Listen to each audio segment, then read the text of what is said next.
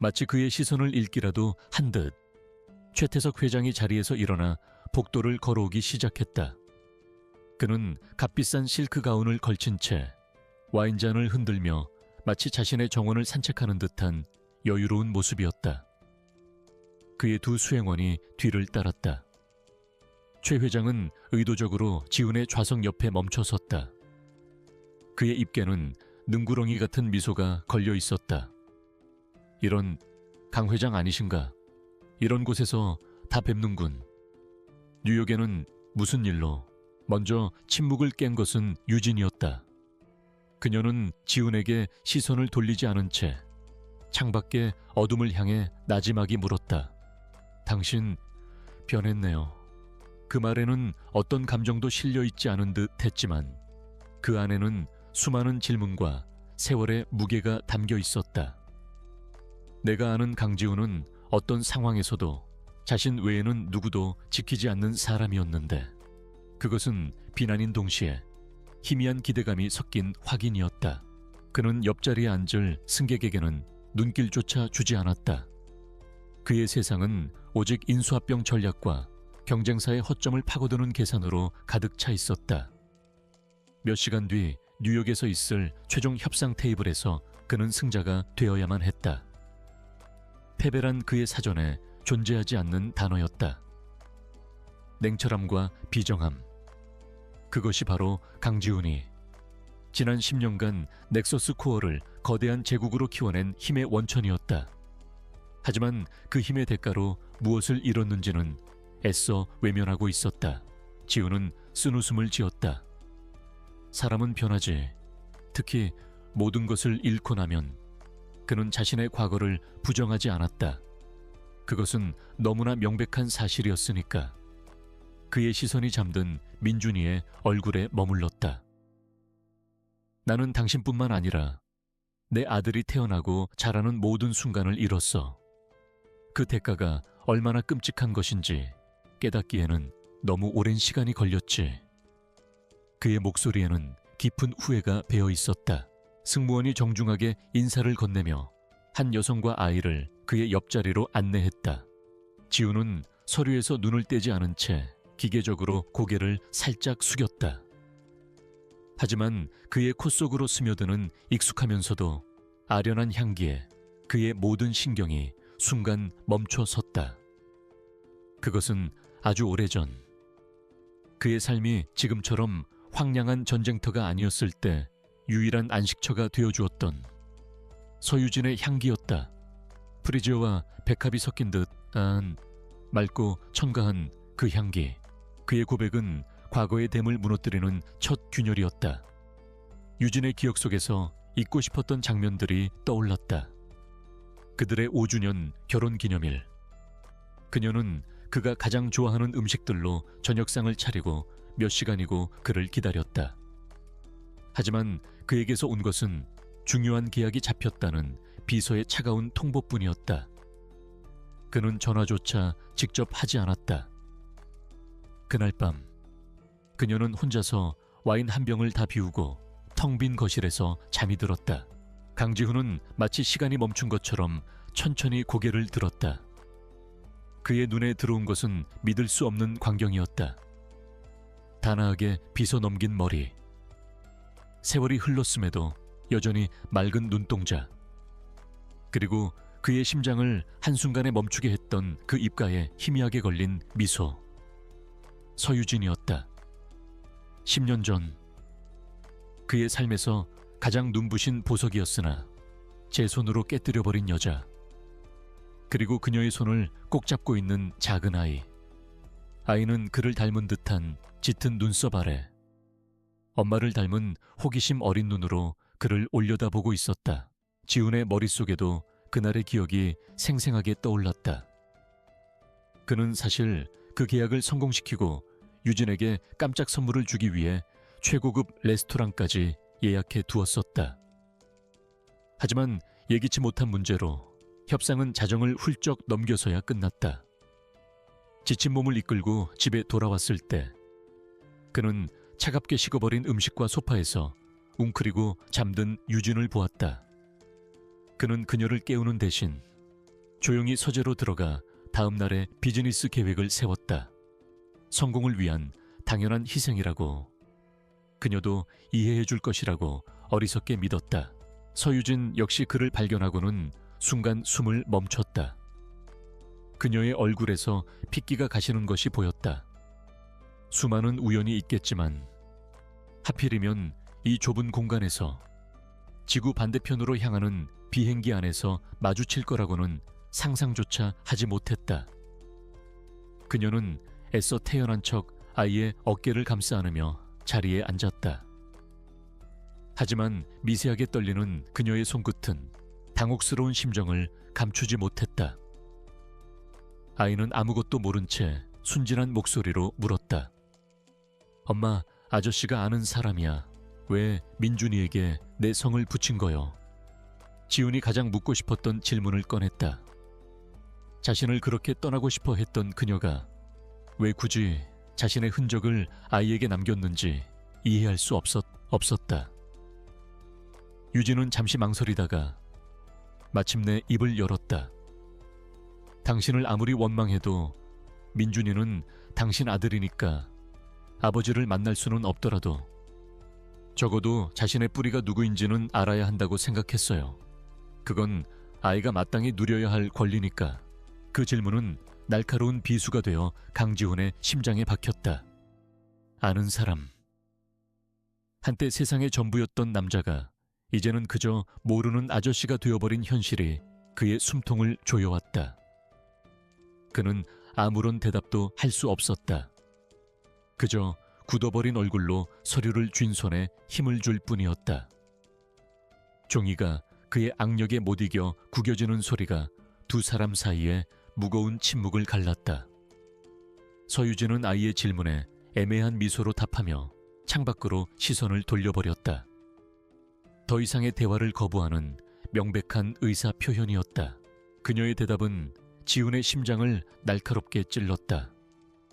그녀는 그와의 모든 것을 끊어내고 싶어 하면서도 아들을 위해 마지막 끈을 남겨두었던 것이다.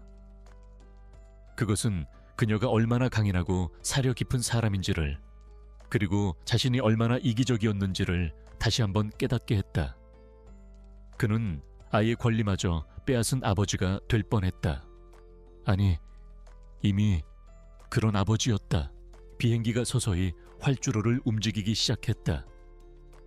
거대한 동체가 지면을 박차고 오르는 순간에 중력감보다 더 무겁게 과거의 기억들이 지훈을 짓눌렀다. 그의 머릿속은 온통 유진과 함께했던 시절의 파편들로 가득 찼다. 작은 옥탑방에서 시작했지만 서로의 온기만으로도 충분했던 시절. 그녀의 그림을 응원하며 밤새워 그녀의 이야기를 들어주던, 야망은 있었지만 아직 괴물이 되기 전이었던 자신의 모습이 떠올랐다. 그는 그녀의 모든 것이었고 그녀는 그의 세상이었다. 미안해, 유진. 거의 10년 만에 그가 진심을 담아 사과했다. 그때의 나는 너무 젊었고 성공에 눈이 멀어 내 옆에 있는 당신이 얼마나 소중한지 몰랐어. 당신의 외로움을 보지 못했고 당신의 눈물을 외면했지. 내가 모든 것을 망쳤어. 그의 목소리가 희미하게 떨렸다. 그 순간 그들의 사이를 가로막고 있던 얼음벽이 조금씩 녹아내리는 것 같았다. 하지만 언제부터였을까? 사업이 커지고 성공에 대한 갈망이 그의 모든 것을 집어삼키기 시작하면서부터 모든 것이 어긋났다. 그는 더 높은 곳을 향해 달려가느라 그의 뒤에서 지쳐가는 유진을 돌아보지 못했다. 그녀의 생일도, 결혼기념일도 중요한 계약과 미팅에 밀려 이치기 일쑤였다. 그녀가 임신 소식을 알렸을 때조차 그는 해외 출장 중이었고 전화기 너머로 건넨 축하 인사는 건조하기 짝이 없었다. 그녀가 원했던 것은 그런 것이 아니었는데 유진의 눈시울이 붉어졌다. 그녀는 그동안 겹겹이 쌓아온 분노와 원망의 갑옷 아래 여전히 아물지 않은 상처를 가지고 있었다. 당신이 망친 건 우리 관계만이 아니에요. 지훈 씨, 당신은 당신 자신도 망가뜨렸어요. 그녀는 결정적인 그날의 오해를 떠올렸다. 한 호텔 라운지에서 젊고 아름다운 여자와 다정하게 이야기하며 웃고 있던 그의 모습. 그 여자는 사실 그의 사업 파트너였지만 이미 외로움과 불안감에 지쳐있던 그녀의 눈에는 그렇게 보이지 않았다. 결국 그녀는 떠났다. 그가 가장 중요한 프로젝트를 성공시키고 축배를 들던 날, 집에는 차갑게 식은 저녁, 식사와 이혼 서류만이 그를 기다리고 있었다. 그녀는 아무것도 원하지 않았다. 그저 그에게서 벗어나고 싶어 했다. 그는 분노했고 자신의 성공을 이해하지 못하는 그녀를 원망했다. 하지만 시간이 흐른 뒤에야 깨달았다. 자신이 성공이라는 이름 아래 무엇을 파괴했는지를. 하지만 후회는 언제나 너무 늦게 찾아오는 법이었다. 그는 그렇게 그녀와 그리고 세상에 태어났을 자신의 아이를 잃었다. 그녀는 그에게 따져 물었지만 그는 사업적인 일일 뿐이라며 귀찮다는 듯 대꾸했다. 그의 오만한 태도는 그녀의 마지막 희망마저 꺾어버렸다. 그가 조금만 더 다정하게 설명해 주었더라면, 그녀의 불안한 마음을 한 번만이라도 안아주었더라면 모든 것이 달라졌을지도 모른다. 하지만 그는 그러지 않았다. 성공 가도를 달리는 그에게 아내의 투정은 거추장스러운 장애물일 뿐이었다. 지우는 흑인 옆을 보았다. 유진은 아이에게 작은 그림책을 읽어주고 있었다. 그녀의 부드러운 목소리가 아이의 귓가에 속삭이듯 울렸다. 아이는 엄마의 어깨에 기댄 채 행복한 표정으로 이야기에 빠져들었다. 그 평화로운 모습은 지훈이 지난 10년간 단 한순간도 가져보지 못했던 것이었다. 그는 거대한 성을 쌓았지만 그 안에는 온기 없는 외로움만이 가득했다. 저 작은 아이가 자신의 아들일까? 심장이 거세게 뛰기 시작했다. 그들의 대화를 잠든 척하던 민준이가 몰래 듣고 있었다. 아이는 실눈을 뜨고 두 사람의 모습을 훔쳐보았다. 엄마의 슬픈 얼굴, 그리고 처음 보는 아빠의 고통스러운 표정. 아이는 그들의 대화를 전부 이해할 수는 없었지만 두 사람 사이에 아주 크고 깊은 강이 흐르고 있다는 것을 어렴풋이 느낄 수 있었다. 그리고 지금 그 강을 건너기 위해 두 사람이 힘겹게 손을 뻗고 있다는 것도 그는 아이의 얼굴을 찬찬히 뜯어보았다. 자신을 닮은 날카로운 턱선과 짙은 눈매. 하지만 전체적인 분위기는 유진의 부드러움을 그대로 물려받았다. 나이를 어림잡아 보니 대략 8살에서 9살 정도 되어 보였다. 그들이 헤어진 시기와 정확히 일치했다. 강민준, 아이의 옷에 수놓아진 이름표가 그의 눈에 들어왔다. 그의 성을 따르고 있었다. 더 이상의 확인은 필요 없었다. 심장이 쿵 하고 바닥으로 떨어지는 것 같았다. 이 길고 솔직한 대화는 두 사람에게 고통스러운 시간인 동시에 반드시 필요한 치유의 과정이었다. 오랫동안 묵혀두었던 감정의 찌꺼기들을 쏟아내고 나서야 비로소 서로를 제대로 마주볼 수 있게 되었다. 유진은 그의 후회가 진심이라는 것을 느꼈고 지우는 그녀가 겪었을 고통의 깊이를 비로소 헤아리게 되었다. 그 순간 그의 주머니 안에서 스마트폰이 짧게 진동했다. 화면에는 그의 충직한 비서인 김 실장의 메시지가 떠 있었다. 그는 무의식적으로 메시지를 확인했다. 내용은 짧고 간결했지만 그 내용은 지훈의 등골을 서늘하게 만들기에 충분했다. 회장님, 경쟁사인 태성그룹의 최태석 회장이 같은 비행기 로열 스위트석에 탑승한 것을 확인했습니다. 이번 뉴욕 M&A건을 방해하려는 움직임으로 보입니다. 각별히 주의하십시오. 이 감정적인 정화는 지훈의 결심을 더욱 굳건하게 만들었다. 그는 이제 더 이상 흔들리지 않았다.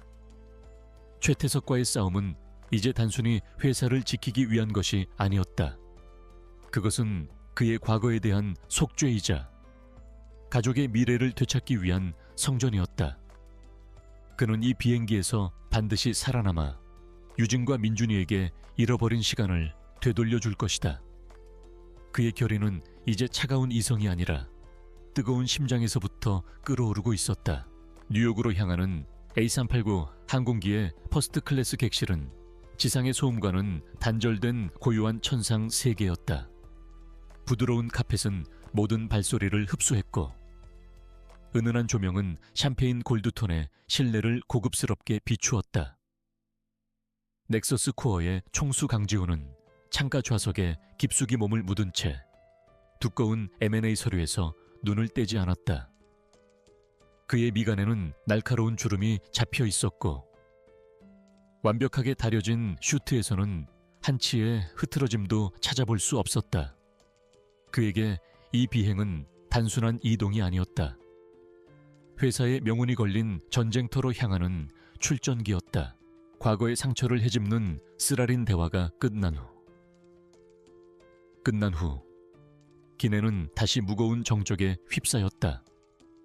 하지만 이전의 어색한 침묵과는 달랐다.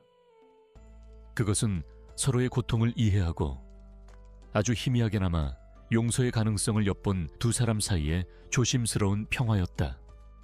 지훈은 더 이상 과거에 얽매여 있지 않았다. 그는 이제 현재의 위협에 온전히 집중할 수 있었다. 그리고 그 위협은 그의 예상보다 훨씬 더 빠르고 교활하게 다가오고 있었다. 최태석, 업계에서 가장 악랄하고 비열하기로 소문난 늙은 여우. 그가 왜 하필 이 비행기에? 지훈의 머릿속이 빠르게 회전하기 시작했다. 단순한 우연일 리 없었다. 최태석은 이번 M&A 딜의 가장 큰 걸림돌이었다. 그가 인수를 추진하는 회사를 가로채기 위해 수단과 방법을 가리지 않을 것이라는 건 불보듯 뻔한 일이었다. 지훈은 최태석이 단순히 뉴욕에서 그를 방해하는 것을 넘어 이 비행기 안에서부터 어떤 공작을 펼칠 수도 있다는 생각에 이르렀다. 갑자기 객실의 조명이 몇 차례 불규칙하게 깜빡거리더니 모든 승객의 좌석 앞에 설치된 개인 엔터테인먼트 화면이 일제히 꺼졌다가 재부팅되기 시작했다. 시스템 오류라는 안내방송이 흘러나왔지만 승객들 사이에서는 알 수 없는 불안감이 술렁이기 시작했다. 조금 전에 격렬한 난기류를 겪었던 터라 사소한 기계 결함에도 사람들은 민감하게 반응했다. 지훈은 이것이 단순한 오류가 아님을 직감했다. 최태석의 2단계 공격이 시작된 것이다. 지훈은 다시 한번 유진과 민준을 바라보았다.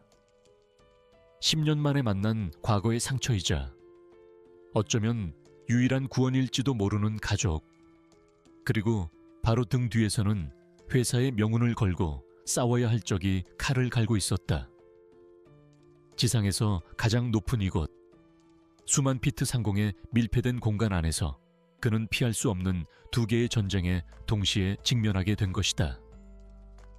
하나는 차갑게 식어버린 마음을 되돌려야 하는 감정의 전쟁이었고, 다른 하나는 모든 것을 앗아가려는 적과의 생존을 건 비즈니스 전쟁이었다.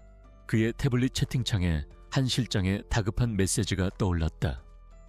경고적 엔터테인먼트 시스템을 장악, 이를 통해 기내 통신망 전체를 마비시키려 시도 중. 현재 방어 중이나 매우 공격적임. 내부 조력자 박시우, 서버실 방향으로 이동 중. 지훈의 등줄기에 식은땀이 흘렀다. 해커는 가상 공간에서 공격을 퍼붓고 내부 조력자는 물리적인 파괴를 위해 움직이고 있었다. 이 둘의 협공이 성공한다면 이 비행기는 그야말로 하늘 위의 감옥이 되어버릴 터였다. 그는 조용히 눈을 감았다. 심장이 격렬하게 요동쳤지만 그의 표정은 다시 얼음처럼 차갑게 굳어졌다. 지난 10년간 그를 지배했던 냉철한 이성이 다시 고개를 들었다. 감상에 젖어 있을 때가 아니었다. 그는 강지훈이었다.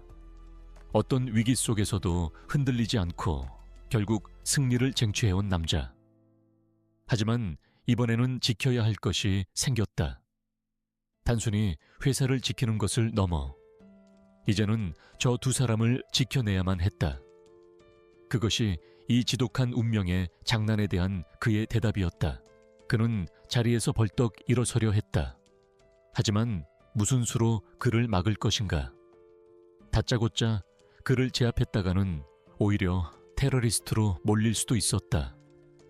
다른 승객들의 눈이 있는 한 그는 함부로 움직일 수 없었다. 그때 비즈니스 클래스 좌석에 앉아있던 한 중년 남자가 자리에서 일어나 그의 옆으로 다가왔다. 남자는 불안한 눈빛으로 주변을 살피며 지훈에게 몸을 기울여 속삭였다. 강지훈 회장님, 맞으시죠? 저는 태성그룹 기획실에 있었던 김 부장이라고 합니다. 그는 승무원을 불러 가장 부드러운 담요와 아이가 좋아할 만한 따뜻한 우유를 부탁했다. 승무원이 의아한 표정을 지었지만 그는 아무런 설명도 하지 않았다. 잠시 후 담요와 우유가 그의 앞에 놓였다.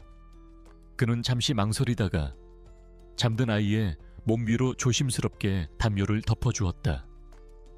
그의 손길이 아이의 작은 어깨에 스치는 순간 지훈은 수십 년 만에 처음으로 느껴보는 미묘한 전율에 휩싸였다. 유진은 그의 행동에 놀란 듯 눈을 동그랗게 떴지만 아무 말도 하지 않았다. 그녀의 눈빛 속에서 아주 희미한 그러나 분명한 동요가 스쳐 지나갔다. 지훈은 경계심을 늦추지 않은 채 남자를 바라보았다. 태성그룹의 전 직원이라니 최태석이 심어놓은 또 다른 첩자일 수도 있었다. 하지만 남자의 얼굴에는 진심 어린 걱정과 분노가 서려 있었다. 최 회장, 저 영감탱이가 무슨 짓을 꾸미고 있는지 우연히 엿들었습니다. 저 승무원이랑 짜고 이 비행기를 위험에 빠뜨리려는 것 같습니다. 제가 최 회장 밑에서 10년을 일했는데 저 인간은 돈을 위해서라면 무슨 짓이든 할 인간입니다. 얼마 전 부당하게 해고당하고 복수할 날만 기다리고 있었는데 도움이 필요하시면 말씀하십시오. 지훈의 작은 친절이 가져온 어색한 침묵은 비행기가 안정고도에 접어들면서 더욱 짙어졌다. 유진은 창밖의 검푸른 어둠에 시선을 고정한 채 좀처럼 그에게 눈길을 주지 않았다. 하지만 그녀의 굳은 옆모습에서도 복잡한 심경이 고스란히 느껴졌다. 담요를 덮어주는 그의 행동은 분명 예상 밖의 것이었다. 지난 10년간 그녀가 기억하던 강지훈은 자신의 성공 외에는 어떤 것에도 온기를 나눌 줄 모르는 남자였기 때문이다. 그것은 예상치 못한 동맹군의 등장이었다. 지훈은 짧은 순간에 김 부장의 진심을 파악했다. 그의 눈빛은 거짓을 말하고 있지 않았다. 지훈은 즉시 결단을 내렸다. 좋습니다. 지금 당장 당신의 도움이 필요합니다. 박시우라는 저 수석 승무원이 서버실에 접근하는 것을 막아야 합니다. 그의 머릿속에서 순식간에 계획이 세워졌다. 그는 유진을 바라보았다. 그녀의 눈빛은 무슨 일이냐고 묻고 있었다. 민준이는 어느새 따뜻한 우유를 다 마시고 엄마의 품에 안겨 깊은 잠에 빠져들었다. 아이의 고른 숨소리만이 좁은 좌석 사이를 채웠다. 지훈은 감히 아이의 얼굴을 제대로 쳐다보지 못했다. 자신의 핏줄, 세상에 존재하는지도 몰랐던 아들이 바로 옆에서 숨쉬고 있다는 사실이 현실감 없게 다가왔다. 그는 아이에게 그리고 유진에게 무슨 말을 해야 할지 알 수 없었다. 미안하다는 말은 너무나 가볍고 모든 것을 되돌리고 싶다는 말은 너무나 이기적이었다. 유진, 당신의 도움이 필요해. 지훈은 그녀의 손을 꼭 잡으며 말했다. 그의 손은 차가웠지만 그가 전하는 말은 단호했다. 지금 이 비행기가 위험해. 저 승무원이 아주 위험한 짓을 하려고 해. 내가 저 자를 막는 동안 당신이 다른 승무원들의 시선을 끌어줘야겠어. 민준이가 갑자기 아픈 척 해줄 수 있겠어. 그것은 무리한 부탁이었다. 하지만 지금은 다른 방법이 없었다. 그는 다시 서류로 눈을 돌렸지만 더 이상 글자가 눈에 들어오지 않았다. 머릿속은 온통 최태석 회장에 대한 경계심과 옆자리의 두 사람에 대한 망함이 교차하며 폭풍처럼 휘몰아쳤다. 최태석은 분명 무언가를 꾸미고 있다. 단순한 업무 방해를 넘어 이 비행 자체를 위험에 빠뜨릴 수도 있는 인물이다. 그의 악랄함은 상상을 초월했다. 지우는 조용히 김 실장에게 최 회장의 동태를 파악하고 비행 중 발생할 수 있는 모든 사이버 위협에 대비하라는 지시를 내렸다. 유진은 잠시 망설였다. 하지만 그녀는 지훈의 눈에서 장난기 없는 절박함을 읽었다. 조금 전 목숨을 걸고 자신과 아들을 지키려 했던 그의 모습을 떠올렸다. 그녀는 더 이상 강지훈을 과거의 이기적인 남편으로만 볼 수 없었다. 그녀는 조용히 그러나 강하게 고개를 끄덕였다. 어떻게 하면 되죠? 그 짧은 대답은 이제 당신을 믿겠다는 선언과도 같았다. 그들 사이에 깨졌던 신뢰가 위기 속에서 다시금 단단하게 이어지는 순간이었다. 바로 그 순간이었다. 안정적으로 순항하던 거대한 기체가 갑자기 아래로 뚝 떨어지는 듯한 충격과 함께 격렬하게 흔들리기 시작했다. 아, 하는 짧은 비명들이 객실 곳곳에서 터져나왔다. 선반의 물건들이 쏟아지고 승객들의 손에 들려있던 잔들이 바닥으로 떨어져 깨지는 소리가 요란하게 울렸다. 안전벨트 표시등이 다급하게 켜지며 기내 방송으로 안정을 유지하라는 기장의 목소리가 흘러나왔지만 공포에 질린 분위기를 잠재우기에는 역부족이었다. 작전은 즉시 실행되었다. 유진은 갑자기 비명을 지르며 민준이를 끌어안았다. 민준아, 왜 그래? 정신 차려. 그녀의 연기는 너무나 실감나서 주변 승객들까지 동요하게 만들었다. 잠에서 깬 민준이는 어리둥절했지만 엄마의 다급한 눈빛을 보고는 아픈 신용을 하며 끙끙 앓는 소리를 내기 시작했다. 근처에 있던 승무원들이 황급히 달려왔고 서버실로 향하던 박시우 역시 소란의 걸음을 멈추고 그쪽으로 시선을 돌렸다. 유진은 잠결에 놀라 깨어난 민준이를 필사적으로 끌어안으며 비명을 삼켰다. 그녀의 얼굴은 하얗게 질려 있었다. 기체는 마치 성난 파도 위의 조각배처럼 위아래로 좌우로 걷잡을 수 없이 요동쳤다. 지훈의 머릿속에서는 어떠한 계산이나 생각도 끼어들 틈이 없었다. 그의 몸이 먼저 반응했다. 그는 거의 본능적으로 안전벨트를 풀어 헤치고는 자신의 몸을 날려 유진과 민준이의 위를 덮었다.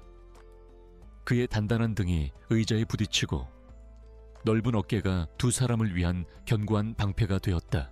바로 그 틈이었다.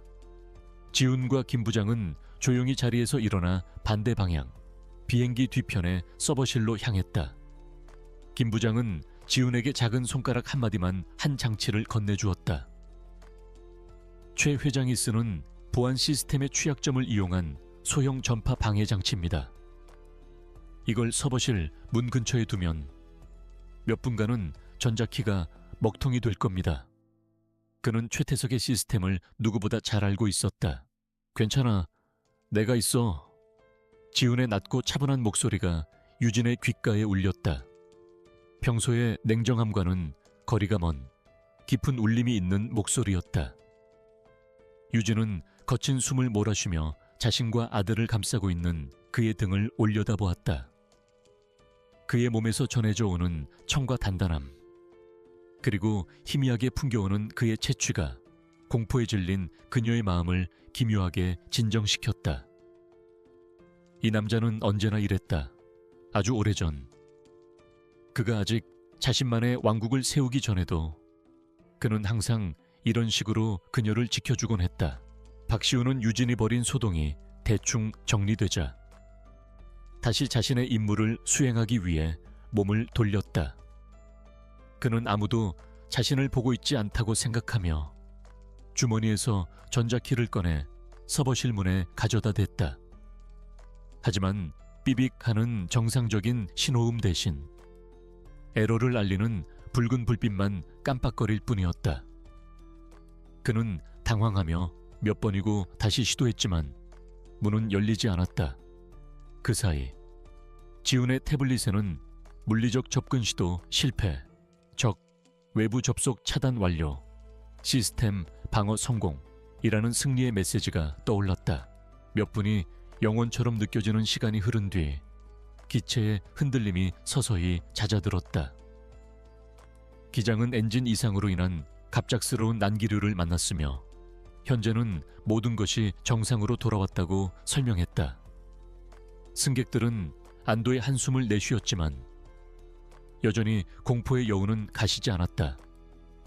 지훈은 기체가 완전히 안정된 것을 확인하고 나서야 몸을 일으켰다. 그의 임에는 식은땀이 송골송골 맺혀 있었고 셔츠 소매는 아까 쏟아진 음료로 인해 젖어 있었다. 고마워요. 유진이 아주 작은 목소리로 말했다. 그녀는 여전히 떨고 있었지만 그를 바라보는 눈빛에는 더 이상 이전과 같은 냉담함만 있지는 않았다. 경계심과 고마움, 그리고 혼란스러움이 뒤섞인 복잡한 시선이었다. 지훈은 아무 말 없이 고개를 끄덕인 후 흐트러진 옷매무새를 바로잡으며 자리로 돌아왔다. 그는 아무렇지 않은 척했지만 심장은 여전히 미친 듯이 뛰고 있었다. 그것은 공포 때문이 아니라 자신의 품 안에서 떨고 있던 유진과 민준의 연약한 온기 때문이었다. 그때 지훈의 예리한 눈이 무언가 이상한 점을 포착했다. 난기류가 심할 때 객실의 조명이 몇 차례 깜빡거렸는데 그 패턴이 불규칙한 기계 결함처럼 보이지 않았다. 마치 정해진 신호처럼 짧게 3번, 길게 1번 깜빡이는 것이 반복되었다. 또한 기내 와이파이 서비스가 정확히 난기류가 시작되는 시점부터 약 15분간 완전히 두절되었다가 복구되었다. 단순한 우연으로 치부하기에는 너무나 석연치 않은 점들이었다. 뉴욕 존 F. 케네디 국제공항에 접근한다는 기장의 안내 방송이 흘러나오자 길고 긴 밤의 비행이 드디어 끝을 향해 가고 있음을 모두가 직감했다. 승객들은 잠에서 깨어나 찌뿌둥한 몸을 일으키고 착륙을 준비하기 시작했다.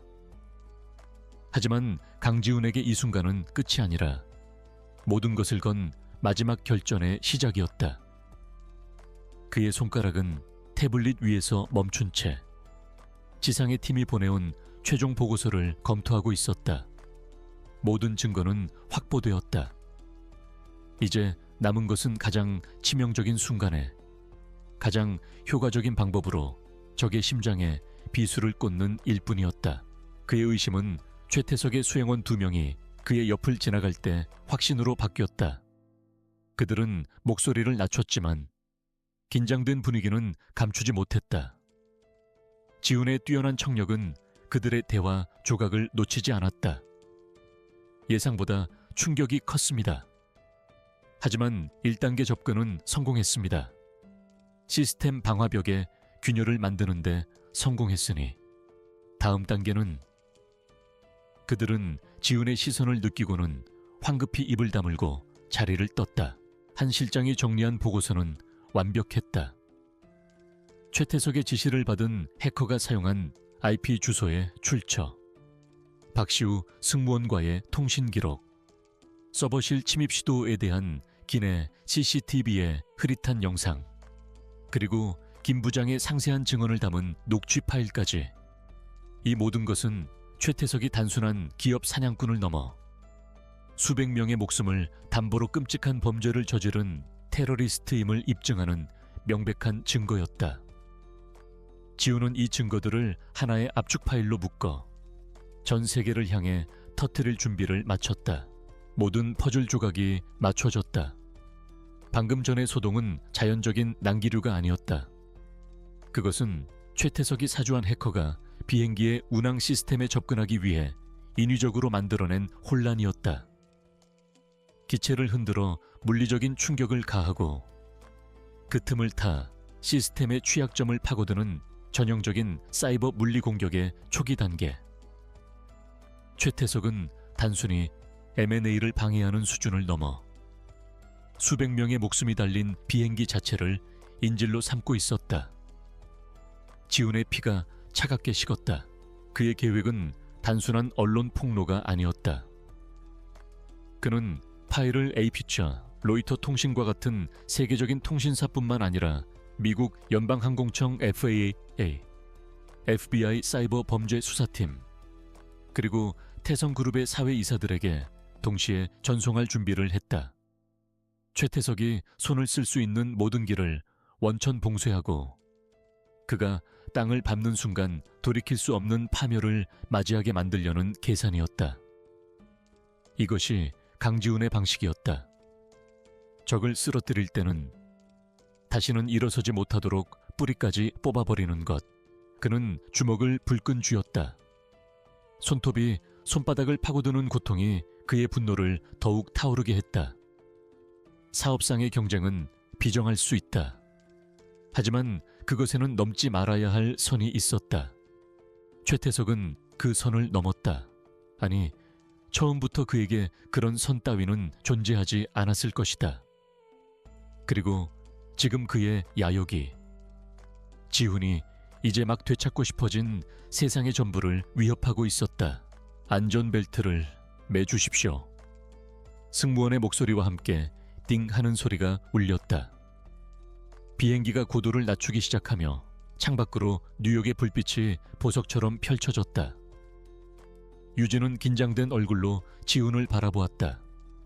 그녀는 그가 무엇을 하려는지 정확히 알 수는 없었지만 거대한 폭풍 전야와 같은 긴장감이 그의 주변을 맴돌고 있음을 느낄 수 있었다. 지훈은 그녀의 시선을 느끼고는 안심시키려는 듯 희미하게 미소 지어 보였다. 거의 다 끝났어. 지훈은 다시 잠든 민준이를 바라보았다. 곤히 잠든 아이의 얼굴은 천사와도 같았다. 저 아이가 자신의 아들이라는 사실이, 그리고 자신이 저 아이의 삶에 지난 10년간 아무런 역할도 하지 못했다는 죄책감이 그의 가슴을 짓눌렀다. 그는 유진을 잃었고 아들의 성장 과정을 송두리째 놓쳤다. 성공이라는 허울 좋은 이름 아래 모든 것을 희생한 결과는 결국 공허함 뿐이었다. 비행기의 바퀴가 활주로에 닿기 직전의 그 찰나, 지면과의 마찰음이 울려 퍼지기 바로 그 순간, 지훈의 손가락이 태블릿 화면에 전송 버튼을 눌렀다. 마치 거대한 댐의 수문을 열어 젖히듯 진실이 담긴 데이터가 전 세계로 퍼져나가기 시작했다. 그는 태블릿을 끈 뒤 조용히 자리에서 일어났다. 그리고는 비틀거림 없는 당당한 걸음으로 로열 스위트석에 앉아있는 최태석에게로 향했다. 이제 그는 더 이상 물러설 곳이 없었다. 이번 일은 단순히 넥서스 코어를 지키는 싸움이 아니었다.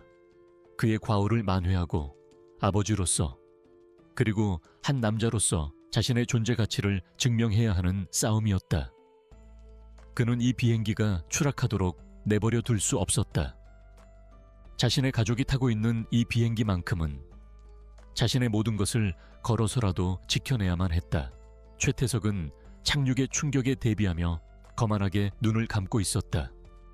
그는 자신의 계획이 실패했음을 알았지만 이 정도의 실패는 얼마든지 돈과 권력으로 무마할 수 있다고 생각했다.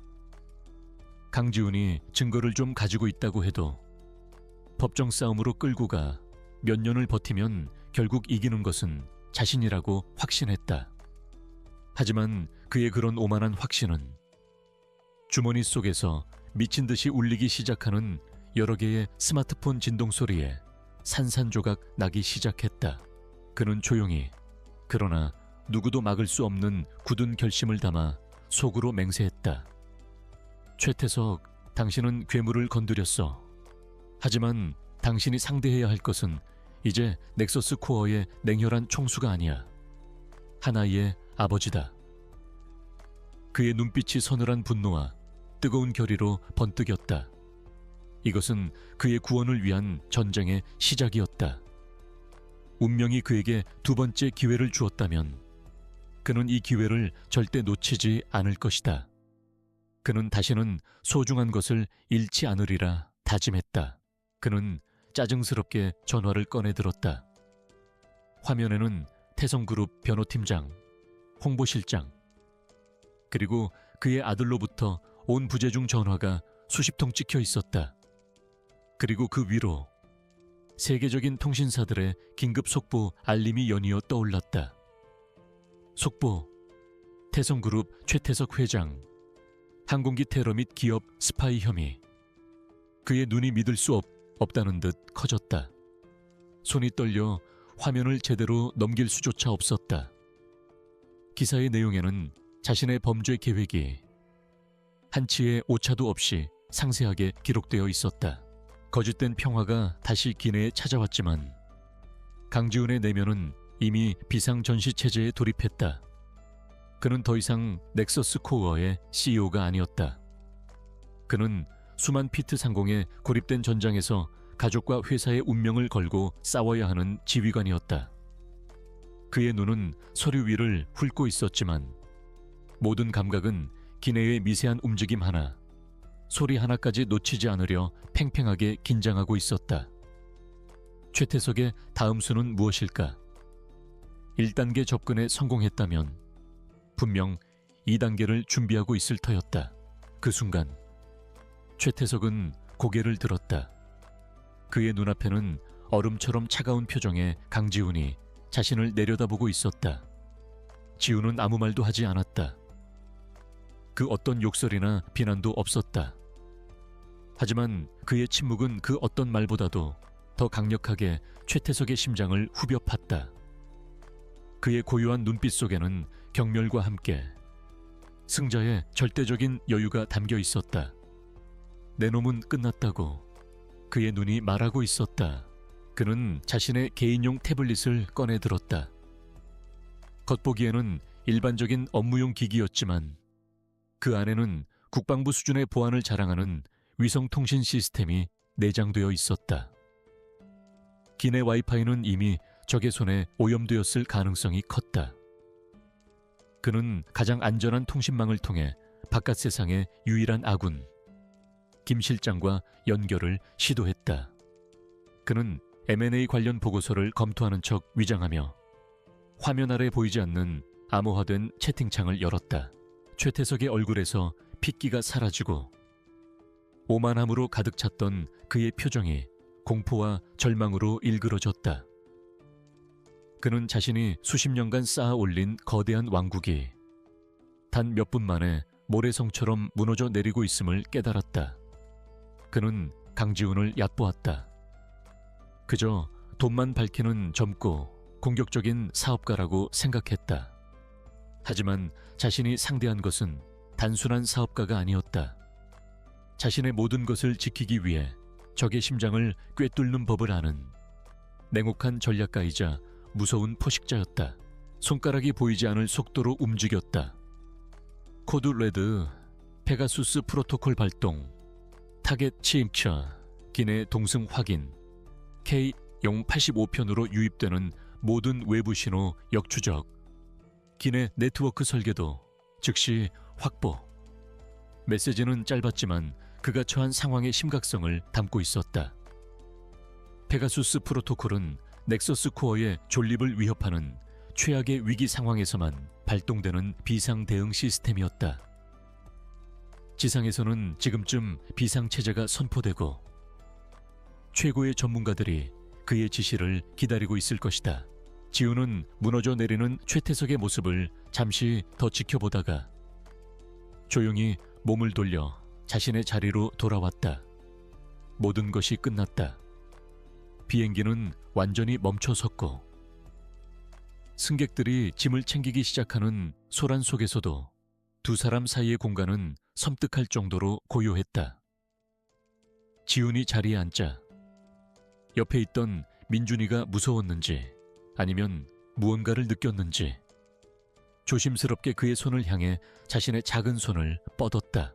몇 초 뒤 확인, 한 실장과 팀 투입 완료 라는 간결한 답신이 도착했다. 한 실장은 넥서스 코어의 정보 보안을 총괄하는 전설적인 화이트 해커였다. 그러면 최태석의 더러운 수작을 막아낼 수 있을 것이다. 지우는 잠시 안도했지만 긴장을 늦출 수는 없었다. 지상의 지원은 필수적이지만 결국 이 밀실과도 같은 공간에서 직접 적과 맞서 싸워야 하는 것은 자신이었다. 그는 고개를 들어 로열 스위트석이 있는 방향을 노려보았다. 늙은 여우는 지금쯤 무슨 생각을 하고 있을까? 지우는 잠시 망설이다가 아들의 작고 따뜻한 손을 부드럽게 감싸 쥐었다. 10년 만에 처음으로 느껴보는 아들의 온기였다. 그는 아들의 손을 잡은 채 유진을 바라보았다. 그녀는 모든 것을 지켜보고 있었다. 그가 휘두르는 힘의 무서움과 그 힘이 이번에는 정의를 위해 사용되었다는 사실을. 그녀의 눈빛은 더 이상 그를 원망하거나 동정하지 않았다. 그를 한 명의 남자로, 그리고 아들의 아버지로 다시금 바라보고 있었다. 기나긴 비행은 끝났지만 그들의 진짜 여정은 이제 막 시작되고 있었다. 박시우는 결국 자신의 계획이 실패했음을 깨닫고 초조한 얼굴로 자리로 돌아갔다. 그는 로열 스위트석에 앉은 최태석을 향해 작게 고개를 저어 보였다. 모든 것을 지켜보고 있던 지우는 조용히 미소 지었다. 1차 전투는 그의 완벽한 승리로 끝났다. 그는 이제 최태석의 범죄를 입증할 확실한 증인 김 부장과 물리적 침입 시도라는 명백한 증거까지 손에 넣었다. 판세는 완전히 뒤집혔다. 그는 자신과 아들을 위해 기꺼이 위험한 연극에 동참해준 유진을 바라보았다. 그녀는 걱정스러운 눈빛으로 그를 보고 있었고 그는 괜찮다는 의미로 작게 고개를 끄덕여 보였다. 그들의 눈빛이 허공에서 마주치는 순간 그들은 더 이상 과거의 원수 같은 부부가 아니었다. 생사를 함께하는 동지였다. 비행기 게이트가 열리고 뉴욕의 차가운 아침 공기가 기내로 스며들었다. 길고 긴 악몽 같았던 비행의 끝이었다. 승객들은 서둘러 짐을 챙기며 나갈 채비를 했지만 퍼스트 클래스 객실의 공기는 여전히 무겁게 얼어붙어 있었다. 그 중심에는 완전히 무너져 내린 표정으로 좌석에 널브러져 있는 최태석 회장이 있었다. 그의 시대가 끝났음을 알리는 비행기 밖에 사이렌 소리가 희미하게 들려오는 듯 했다. 그의 목소리는 기름을 바른 듯 느끼했지만 그 안에는 날카로운 가시가 숨겨져 있었다. 지우는 태블릿에서 눈을 떼지 않은 채 차갑게 대꾸했다. 최 회장님이야말로 어쩐 일이십니까? 연세도 있으신데 이런 장거리 비행은 힘드시지 않으십니까? 그의 말은 상대의 나이를 공격하는 미묘한 도발이었다. 최 회장의 눈썹이 순간 꿈틀거렸다. 그는 지훈의 옆자리에 앉은 유진과 민준을 발견하고는 흥미롭다는 듯 시선을 옮겼다. 승객들이 내리기도 전에 정복을 입은 FBI 요원들과 공항 경찰들이 기내로 들어섰다. 그들은 한치의 망설임도 없이 곧장 로열 스위트석으로 향했다. 소란은 없었다. 요원들은 조용히 그러나 단호하게 최태석과 그의 수행원들에게 다가가 수갑을 채웠다. 한때 대한민국 경제계의 거물이었던 남자는 아무런 저항도 하지 못했다. 그는 잿빛이 된 얼굴로 짐짝처럼 요원들에게 끌려 나갔다.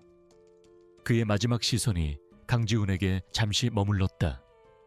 그 눈에는 분노나 증오가 아닌 완전한 패배와 공허함만이 담겨 있었다. 이런 가족과 함께 오붓한 여행이라도 가시는 모양인데 방해해서 미안하게 됐군. 아까 난기류 때문에 많이들 놀라셨지. 최 회장은 마치 자비로운 어른처럼 말했지만 그의 눈은 지훈의 반응을 살피고 있었다.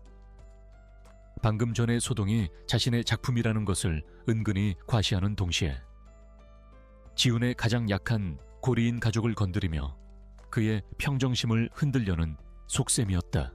그 광경을 지켜보던 승객들은 경악과 혼란 속에서 수군거렸다.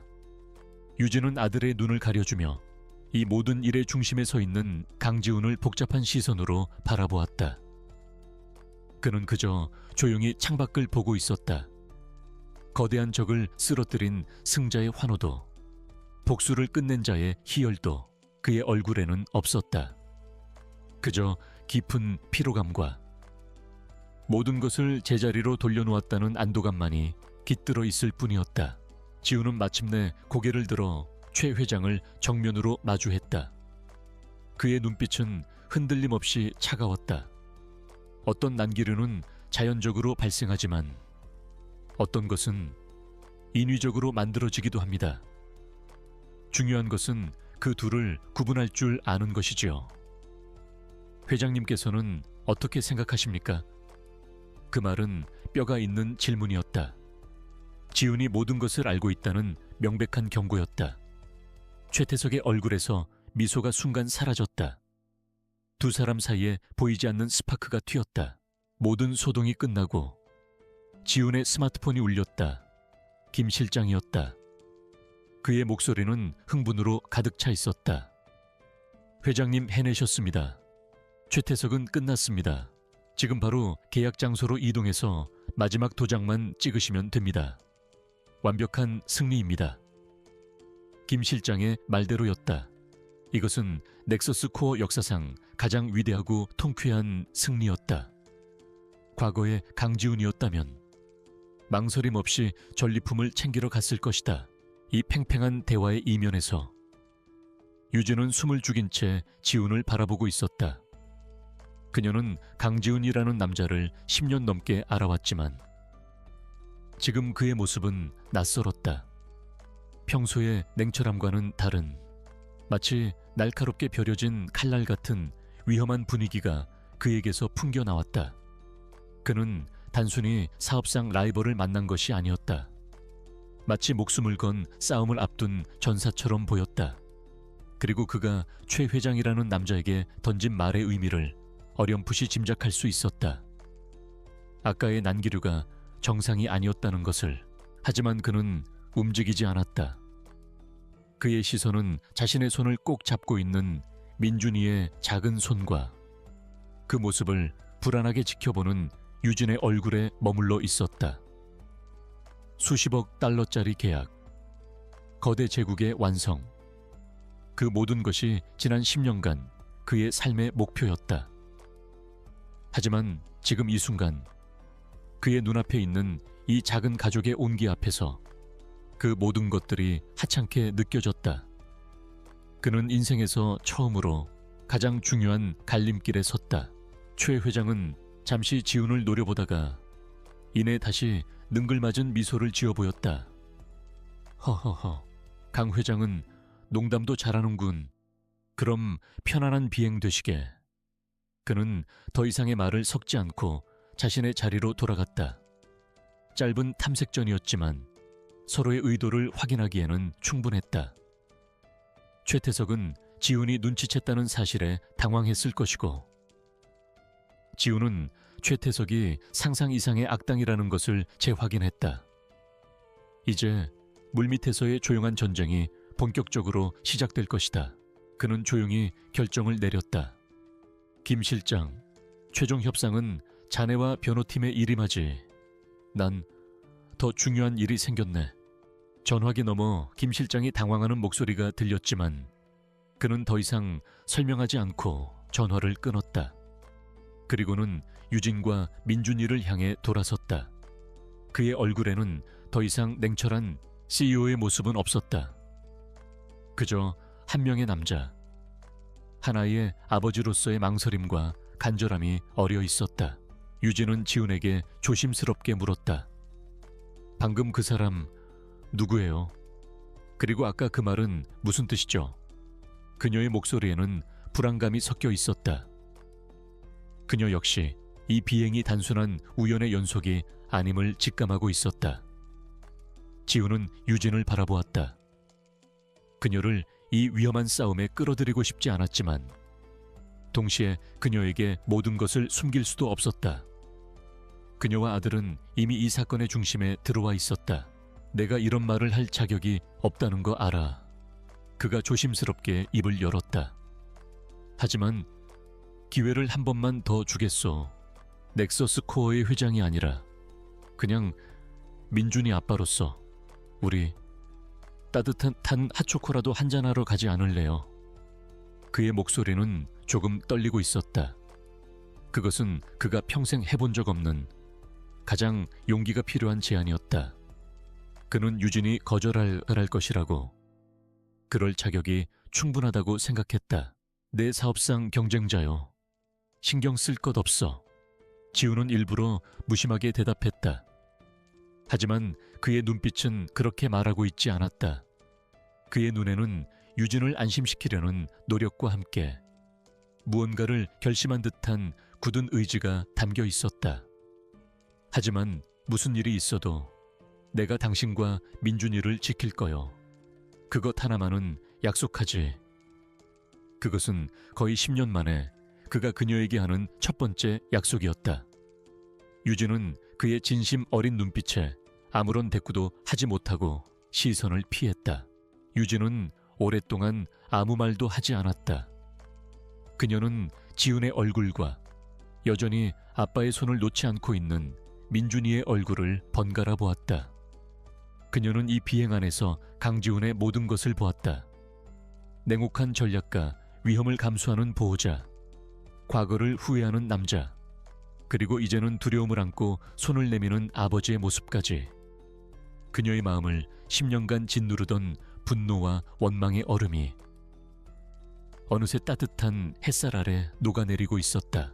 그 사이 지훈의 태블릿에는 지상의 한 실장으로부터 새로운 정보가 속속 도착하고 있었다. 기내 엔터테인먼트 시스템을 통해 중앙 항법 장치로 우회 접근 시도 중. 방화벽 1차 방어 성공. 하지만 계속해서 다른 루트를 찾고 있음.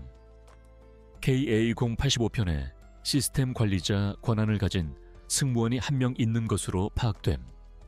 신원 확인 중. 최태석은 내부 조력자까지 심어두었던 것이다. 상황은 예상보다 훨씬 심각했다. 그녀는 마침내 아주 희미하지만 진심 어린 미소를 지어 보였다. 민준이가 핫초코를 아주 좋아해요. 그것은 세상 그 어떤 계약서의 서명보다도 더 무겁고 의미 있는 승낙이었다. 지훈의 얼굴에 비로소 안도의 표정이 떠올랐다. 그는 아들의 손을 잡고 자리에서 일어났다. 그리고 다른 한 손을 유진에게 내밀었다. 유진은 잠시 망설이다가 그의 손을 마주 잡았다. 세 사람은 그렇게 나란히 손을 잡고 비행기를 나섰다. 지훈은 다시 한번 냉정하게 상황을 분석하기 시작했다. 적의 목적은 아마도 항법 시스템을 교란시켜 비행기를 회항시키거나 최악의 경우 비상 착륙하게 만들어 뉴욕에서의 계약 자체를 무산시키는 것일 터였다. 그는 적의 계획을 막는 동시에 이 비행기 안에서 최태석의 범죄 증거를 확보해야만 했다. 그것만이 이 지긋지긋한 싸움을 끝낼 유일한 방법이었다. 그는 한 실장에게 내부 조력자의 신원을 특정하고 모든 공격 시도 로그를 실시간으로 저장하라고 지시했다. 그의 손가락이 다시 한번 전장을 지휘하기 시작했다. 유진은 그런 그의 모습을 복잡한 심경으로 지켜보았다.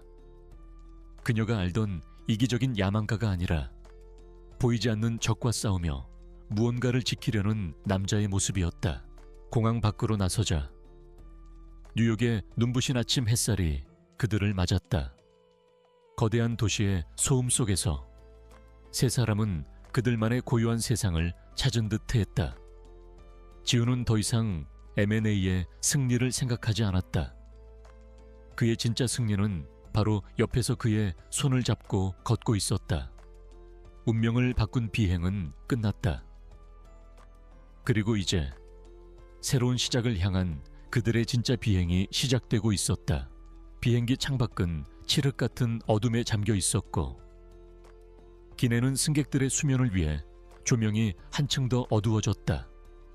대부분의 사람들은 잠이 들거나 조용히 영화를 보고 있었다. 세상의 모든 소음이 차단된 이 고요한 공간 속에서 강지훈과 서유진 사이의 침묵은 그 어떤 소리보다도 더 무겁게 내려앉았다. 그들의 가운데에는 잠든 민준이가 색색거리며 평화롭게 숨을 내쉬고 있었다. 아이는 그들을 갈라놓은 10년의 세월이자 동시에 그들을 이어주는 유일한 끈이었다. 몇 달 후 서울의 한 공원. 늦가을의 햇살이 따사롭게 내리쬐는 오후였다. 강지훈은 슈트 대신 편안한 스웨터 차림으로 그네에 앉은 민준이의 등을 힘껏 밀어주고 있었다. 아빠, 더 높이 아이의 웃음소리가 청명하게 울려 퍼졌다. 지훈의 얼굴에는 그동안 그 누구도 본 적 없었던 진심에서 우러나오는 행복한 미소가 가득했다. 벤치에 앉아 그 모습을 지켜보던 유진의 입계도 평화로운 미소가 번졌다. 그들의 상처는 아직 완전히 아물지 않았지만 이제 그들은 함께 그 상처를 보듬고 새로운 추억을 쌓아가고 있었다. 하늘 위에서 시작된 기적은 땅 위에서 비로소 완성되고 있었다. 지훈의 태블릿 화면에는 여전히 지상의 팀과 주고받는 암호화된 메시지들이 떠 있었다. 저 기내 서버실에 물리적 접근을 시도할 가능성 있음. 내부 조력자 수석 승무원 박시우로 특정. 주의 요망. 위기는 계속되고 있었지만 지금 그의 신경은 온통 옆자리에 유진에게로 향해 있었다. 그녀는 담요를 목까지 끌어당긴 채 잠든 아이의 머리카락을 부드럽게 쓰다듬고 있었다. 그 다정한 손길을 보는 것만으로도 지훈의 가슴 한쪽이 시큰거렸다.